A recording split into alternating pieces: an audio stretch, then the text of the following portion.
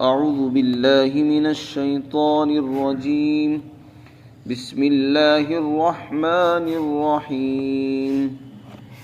في بيوت أذن الله أن ترفع ويذكر فيها اسمه يسبح له فيها بالغدو والآصال.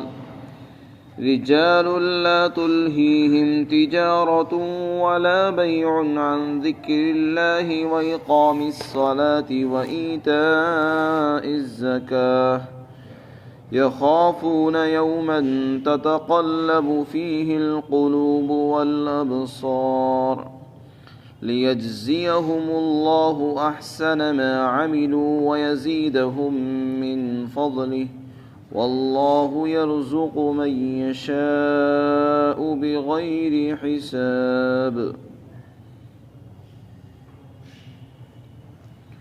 اور ایسے گھروں میں جن کے بارے میں اللہ نے حکم دیا ہے کہ ان کی تعظیم کی جائے اور ان میں اللہ کا نام لیا جائے. بہت سے لوگ وہ ہیں جو ان میں صبح شام اللہ کی تسبیح بیان کرتے ہیں اور جنہیں تجارت اور خرید اور فروخت اللہ کی یاد سے اور نماز قائم کرنے سے اور زکوٰۃ ادا کرنے سے غافل نہیں کرتی. یہ لوگ اس دن سے ڈرتے ہیں جس دن میں دل اور آنکھیں الٹ پلٹ جائیں گی تاکہ اللہ تعالیٰ ان کو ان کے عمل کا بہترین بدلہ عطا فرمائے اور اپنے فضل سے ان کو اور مزید عطا کرے. اور اللہ جس کو چاہتے ہیں بے حساب عطا فرماتے ہیں.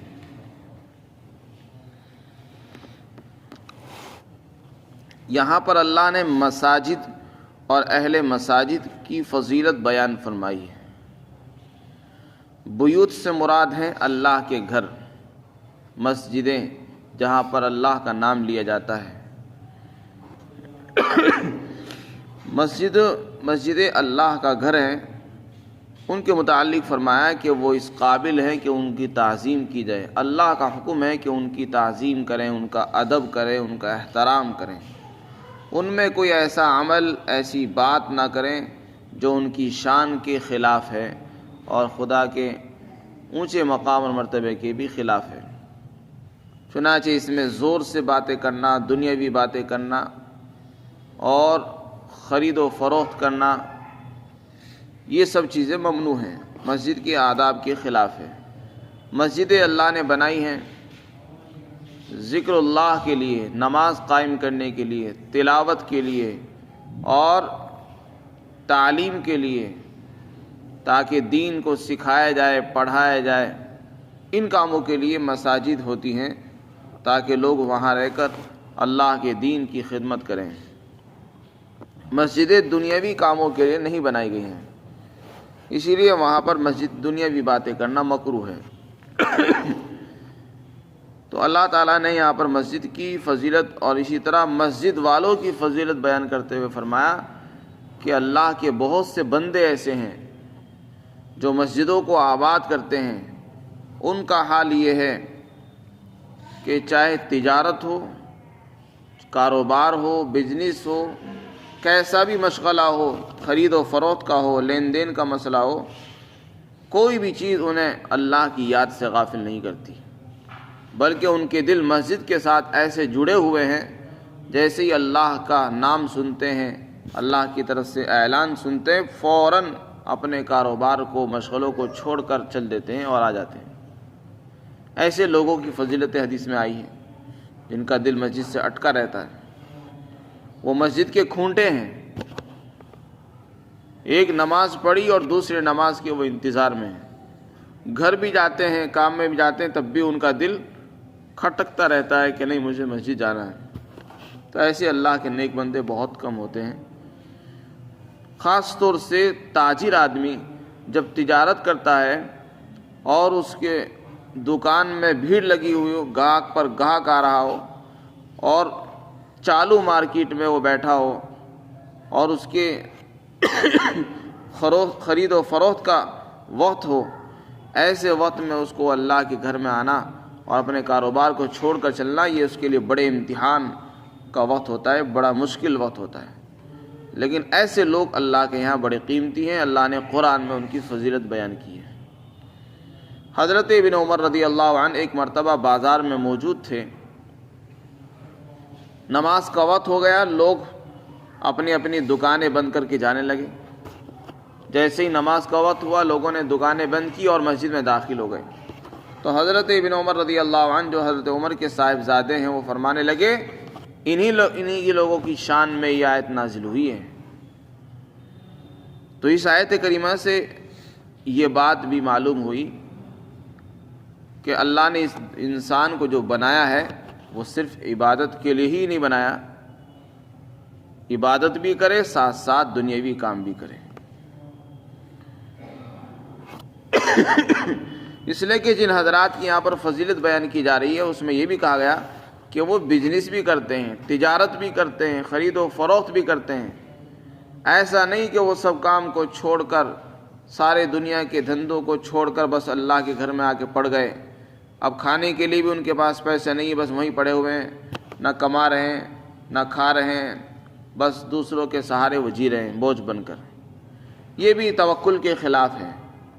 توکل کا تقاضا یہ کہ آدمی حلال روزی حاصل کرنے کے لیے ذرائع اور وسائل اختیار کرے، تجارت بھی کرے، لیکن اس کا دل اٹکا رہے مسجد میں۔ دکان بھی کھولے، تجارت بھی کرے، کام بھی کرے، کاروبار بھی کرے، محنت مزدوری بھی کرے، لیکن اس کا دل اللہ کے گھر میں جڑا رہے۔ جب بھی اللہ کے طرف سے اعلان ہو فوراً چل دے۔ یہ ہے اصل انسان، اصل کامیابی۔ اصل کامیابی یہی ہے کہ آدمی دین کو بھی لے کر چلے اور دنیاوی ضرورتوں کو بھی ساتھ ساتھ لے کر چلتا رہے۔ دنیا کا بالکل ایک طرف چھوڑ دینا اور بس مسجد میں آ کر پڑ جانا، یہ توکل کے خلاف ہے، اور اس کی نہ اجازت ہے نہ رسول اللہ صلی اللہ علیہ وسلم نے ایسا کیا ہے۔ بلکہ اگر کچھ حضرات نے اس طرح کی درخواست بھی کی تو آپ نے ان کو منع فرمایا اور اپنے عمل سے ان کے عمل کی نکیر فرمائی، اور یہ کہا کہ نہیں، میں شادی بھی کرتا ہوں، میں کام بھی کرتا ہوں، میں نمازیں بھی پڑھتا ہوں، اور میں روزے بھی رکھتا ہوں، میں سب کام کرتا ہوں۔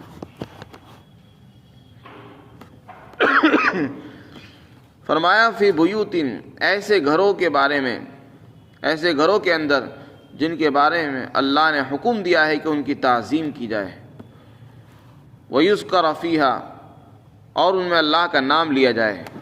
گھروں کی، اللہ کے گھروں کی تعظیم میں یہ بھی داخل ہے کہ ان میں بدبودار چیز کھا کر نہ آئے۔ لہسن پیاز، کچے لہسن پیاز کھانے سے منع فرمایا۔ اسی طرح ایسی بدبودار چیزیں، بیڑی سگریٹ وغیرہ پی کر آنا مسجد میں آنا، یہ بھی مسجد کی شان کی اور ادب کے خلاف ہے۔ اسی طرح ایسے بدبودار کپڑے جن کے اندر سے بو آتی ہو، مہک آتی ہو، وہ پسینے کی بو ہو یا اور دوسری چیزوں کی بو ہو، مسجد میں پہن کر آنا مکروہ ہے اور مسجد کے ادب کے خلاف ہے۔ وَيُذْكَرَ فِيهَا، اور اس میں ذکر کرنے کا اللہ نے حکم دیا ہے۔ فرمایا اس میں صبح شام اللہ کی تسبیح بیان کرتے ہیں کچھ لوگ۔ صبح اور شام کے اندر مفسرین نے فرمایا کہ اس میں 5 نمازیں داخل ہیں، اس لیے کہ فجر کی نماز صبح میں ہوتی ہے، اور اصیل کہتے ہیں شام کے وقت کو، جس کے اندر ظہر سے لے کر عشاء تک کی تمام نمازیں آ جاتی ہیں۔ تو اس اعتبار سے ساری نمازیں اس میں آ جاتی ہیں۔ غرض یہ ہے کہ مسلمانوں کی، نمازیوں کی اللہ نے فضیلت بیان کی کہ مسجدوں کو جو آباد کرنے والے ہیں وہ بہت اچھے آدمی ہیں، کہ اپنے کاروبار بھی کرتے ہیں اور ساتھ ساتھ اللہ کے حکم کو بھی نہیں چھوڑتے ہیں۔ لا تلہیہم تجارت، انہیں غافل نہیں کرتی تجارت کی مشغولی اور خرید اور فروخت، لین دین کی مشغولیاں اللہ کے ذکر سے، نماز قائم کرنے سے اور زکوٰۃ ادا کرنے سے۔ تو دنیا میں انسان کے ساتھ مشغولیاں ہوتی ہیں، کوئی انسان کاروبار میں لگا ہوا ہے، کوئی آفس میں بیٹھا ہوا ہے، کوئی فیکٹری میں لگ رہا ہے، لیکن ان تمام مشغلوں کو چھوڑ کر آنا یہی انسان کا اصل امتحان ہے، ورنہ تو مشغولیاں سبھی کے ساتھ لگی ہوئی ہیں، اور ان مشغولیوں کو چھوڑنا یہی اصل کامیابی ہے۔ اقامت الصلاۃ، نماز قائم کرنے سے، زکوٰۃ دینے سے۔ زکوٰۃ دینے سے کیا مطلب؟ یعنی اللہ نے اگر انہیں مال بھی دیا ہے تو مال میں سے زکوٰۃ دینے کا جو اللہ نے حکم دیا، اس زکوٰۃ دینے میں نفس کی محبت ان کے اوپر غالب نہیں آتی، یعنی نفس کی محبت کی وجہ سے وہ زکوٰۃ سے دینے سے نہیں رکتے، بلکہ زکوٰۃ کو وقت پر ادا کرتے ہیں۔ جیسے ہی سال گزر گیا تو اپنے مال کا 40واں حصہ اللہ کے راستے میں دیتے ہیں۔ تو ایسے لوگ بہت کم ہیں جو اپنے مال کی زکوٰۃ نکالتے ہیں۔ بہت سے لوگ تو زکوٰۃ ہی نہیں دیتے، کچھ لوگ دیتے ہیں تو پوری نہیں دیتے۔ بہت سے لوگ وہ ہیں جب تھوڑی زکوٰۃ واجب ہوئی تو دے دی، جب بہت زیادہ واجب ہونے لگی تو اس خیال سے کہ اتنی ساری زکوٰۃ کون دے گا، مال ختم ہو جائے گا، تو نہیں دیتے۔ لیکن اللہ کے وہ نیک بندے جو جنہیں زکوٰۃ دینے سے ان کو دنیا کی محبت اور نفس کی محبت، مال کی محبت نہیں روکتی ہے، ایسے بندے اللہ کے بہت کم ہیں۔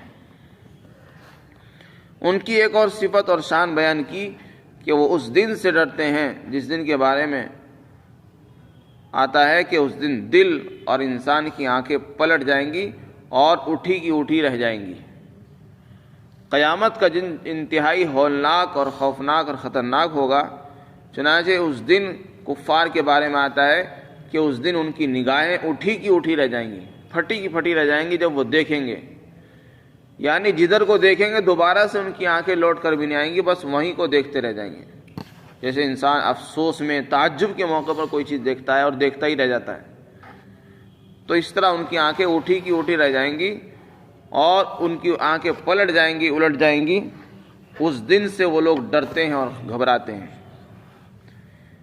تو یہ جو خوف ہے، آخرت کا خوف اور وہاں کی پیشی کا خوف اور ڈر، یہ بہت ہی جامع چیز ہے۔ جس انسان کے اندر اللہ نے آخرت کا خوف، آخرت کی فکر پیدا کر دی، یہ اس کو گناہوں سے بھی روکتی ہے اور اس کو نیک اعمال پر بھی چلاتی ہے۔ یہ بہت بڑی طاقت ہے، آخرت کی فکر اور اللہ کے سامنے پیش ہونے کا ڈر۔ یہ انہی لوگوں کے دلوں میں پیدا ہوتا ہے جن کے دلوں میں اخلاص ہوتا ہے۔ اللہ تعالیٰ کے جو نیک بندے، مخلص بندے ہوتے ہیں، وہ اللہ کی پیشی سے ڈرتے ہیں اور اسی ڈر کے نتیجے میں وہ گناہ کرنے سے بھی رک جاتے ہیں۔ وہی ڈر انہیں نمازوں پر قائم کرتا ہے، وہی ڈر انہیں زکوٰۃ ادا کرنے پر آمادہ کرتا ہے، نماز قائم کرنے کے لیے آمادہ کرتا ہے، ہر نیک اعمال کے لیے وہ ان کو آمادہ کرتا رہتا ہے، چلاتا رہتا ہے۔ اور جہاں انسان کے دل میں سے آخرت کا ڈر نکلا تو اس کی زندگی سے احکام نکل جاتے ہیں، گناہوں کا خوف دلوں سے نکلتا ہے اور گناہ کرنا اس کے لیے آسان بن جاتا ہے۔ اس لیے اللہ تعالیٰ جہاں بھی کسی چیز کا حکم بیان فرماتے ہیں وہ ساتھ ساتھ آخرت کا خوف ضرور ذکر کرتے ہیں۔ لِيَجْزِيَهُمُ اللَّهُ أَحْسَنَ مَا عَمِلُوا، تاکہ اللہ ان کو ان کے عمل کا بہترین بدلہ عطا فرمائے۔ اللہ نے ہر عمل پر کچھ جزائے اور بدلے مقرر فرمائے جو قرآن میں حدیث میں آئے کہ یہ کرنے سے یہ ملے گا، نماز پڑھنے سے یہ ملے گا، وہ ملے گا۔ یہ تو وہ ہے جو حدیث میں بیان کر دی گئے۔ کچھ بدلے اور اجر و ثواب اور انعامات ایسے ہیں جن کا کہیں ذکر نہیں آیا، نہ قرآن میں ہے نہ حدیث میں ہے۔ وہ کیا ملے گا اللہ تعالیٰ نے ان کو مبہم رکھا ہے، چھپا کر رکھا ہے بھی۔ ما لا عین رأت ولا اذن سمعت ولا خطر علی قلب بشر، جنہیں نہ کسی آنکھ نے دیکھا، نہ کسی کان نے سنا، نہ کسی کے دل پر ان کا خیال گزرا ہے۔ وہ کیا ہوگا؟ اللہ تعالیٰ فرماتے وَيَزِيدُهُم مِّن فَضْلِ، اللہ اپنے فضل سے ان کو اور زیادہ دے گا۔ وہ زیادہ کیا ہوگا بس وہ اللہ ہی جانتے ہیں، اور اللہ جس کو چاہتے ہیں بے حساب عطا فرماتے ہیں، اس کے یہاں کوئی گنتی نہیں ہوتی، جتنا چاہتے دیتے ہیں۔ کیا دیں گے اللہ جانتا ہے۔ تو اللہ کی جو دین ہے اس کا بھی بندے کو پورا علم نہیں ہے۔ اللہ تعالیٰ جس دن دیں گے اس دن انسان کو اندازہ ہوگا کہ کیا ملے گا۔ تو خلاصہ یہ ہوا کہ اس میں اللہ تعالیٰ نے مسجدوں کی فضیلت بیان کی، مسجدوں کو صاف رکھنے کا، مسجدوں کو پاک رکھنے کا حکم ہے۔ مسجدوں کے اندر شور نہ کیا جائے، ایسے بچوں کو ناسمجھ بچوں کو نہ لایا جائے جو بھی ناسمجھ ہیں، مسجدوں کو گندہ کر سکتے ہیں۔ مسجدوں کے اندر بے ادبی کریں گے ان سے مسجدوں کی شان گھٹتی ہے اور مسجدوں کی بے حرمتی ہوتی ہے۔ بعض مرتبہ وہ استنجا کر جاتے ہیں، پیشاب کر دیتے ہیں، جس سے مسجدیں ناپاک ہو جاتی ہیں۔ نمازیوں کی نمازیں میں خلل آتا ہے، تو جب شریعت ہی نے ان کو نماز کا حکم نہیں دیا تو پھر ہم لوگ بچوں کو مسجدوں میں کیوں لے کر آتے ہیں؟ حدیث شریف میں آتا ہے اپنے بچوں کو حکم دو نماز کا 7 سال میں، مروا صبیانکم، اپنے بچوں کو نماز کا حکم کرو جب وہ 7 سال کے ہو جائیں، اور ان کو نماز پڑھنے پر ان کو تنبیہ کرو جب وہ 10 سال کے ہو جائیں۔ تو ابھی تو نماز بھی فرض نہیں ہوئی، 7 سال میں ان کو حکم دیا جا رہا ہے کہ آپ بچوں کو حکم دو نماز پڑھ لیں، زبردستی نہیں، بس ان کو حکم دیا جائے، نہ ان کو ڈانٹا جائے گا نہ ان کو مارا جائے گا۔ اور ہم 7 سال سے بھی پہلے بچوں کو لے کر آ رہے ہیں، آخر ان کو لا کر وہ ہم کیا بتانا چاہتے ہیں؟ نہ تو وہ خود نماز پڑھیں گے نہ دوسروں کو پڑھنے دیتے، لیکن معلوم نہیں والدین کو یہ بات کیوں سمجھ میں نہیں آتی کہ حدیث میں تو حکم ہے کہ 7 سال میں بچوں کو نماز کا حکم کرو، ہم ان کو 7 سال سے بھی پہلے لانا چاہتے ہیں۔ ان کی وجہ سے لوگوں کی نماز خراب ہو ہمیں اس کی پرواہ نہیں، ان کی وجہ سے مسجدوں کے ادب اور احترام میں خلل آئے ہمیں اس کی پرواہ نہیں۔ اللہ تعالی ہم سب کو عمل کی توفیق عطا فرمائے۔